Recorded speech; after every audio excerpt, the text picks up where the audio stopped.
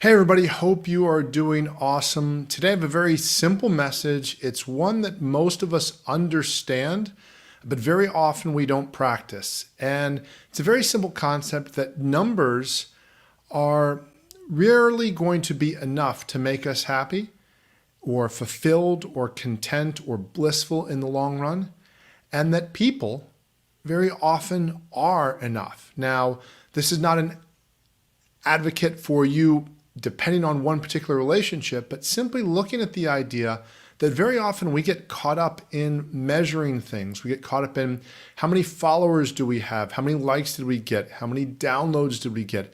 How much money did we make? How many sales did we make? All of these things are important in the work world as entrepreneurs, as employees, as freelancers, whatever type of way you pay the bills.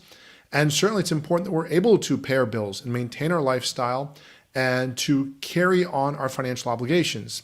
At the same time, I'd invite you to consider, are you at a stage where your obligations, your needs financially are met to a point where you actually have a lot of wants in your life, not just things that you need, but things that you want, which is, again, great, but perhaps to a point where there is such a focus on numbers that maybe you don't need that strong of a focus. And again, this is not a knock on numbers or productivity. It's about looking at where does it fall in balance.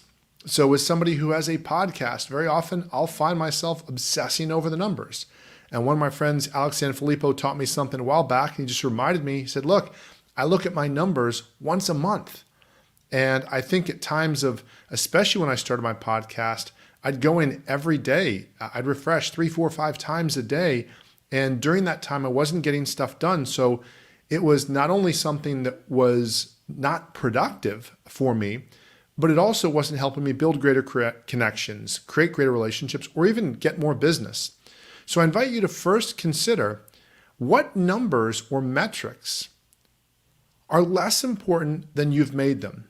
And maybe think of 3 of them. So it might be that these metrics are simply irrelevant in a productivity sense. So for example, some people who do a lot of social media realize very quickly that you can't eat likes and you can't buy stuff or pay for your rent with likes. So likes are nice, but they don't pay the bills.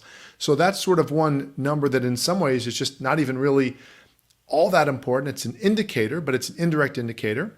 And then it might be something where you say, well, actually, Wade, once I reach a certain amount of income, I'm fine. So there's a study that was done in the United States that concluded that once people reached an income of 70,000 US dollars per year, that everything above that, they really didn't become a whole lot happier. And that's because, at least at the time of the study, that income in the United States culture was enough for most people to have their needs met, a nice roof over their house, good transportation, a cell phone, cable TV, food, whatever it might be.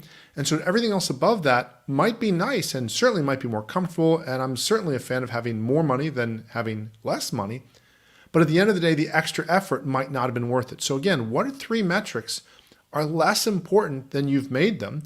Because these might be some things that you can perhaps give yourself a break on and not be so serious about. And then on the flip side of that, I invite you to consider, what 3 relationships do you need to or want to invest more time with?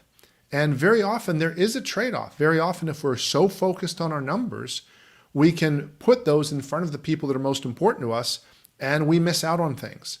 And so as somebody who has been an entrepreneur for over 20 years, I certainly know there's times when we're stressing and we're trying to make a deadline. We're trying to make sure we get the results we need to hit a certain target and to be able to afford things.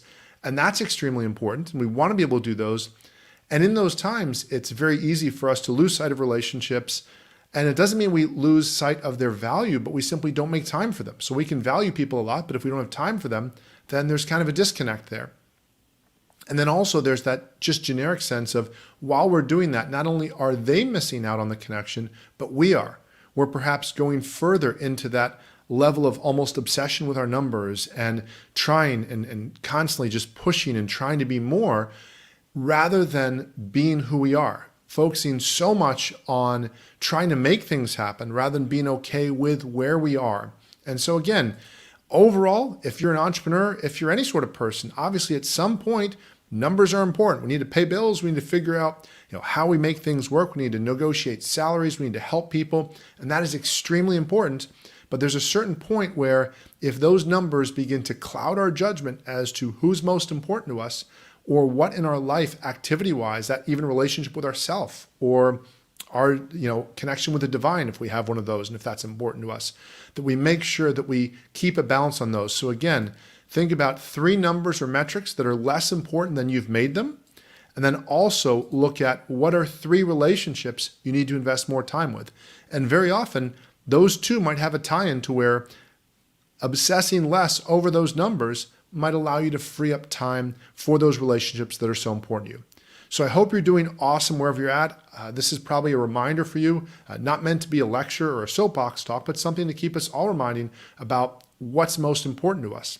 If this is something you'd like more help with, or to join a community of people who are focused on this, feel free to go to 3dayweekendclub.com and join our community for free. There's half of the community is focused on simply helping people make the most of their weekends, their free time, their relationships, the money you already have, the relationships you're already involved in, the things you have, and the time you have to really just optimize your time outside of work.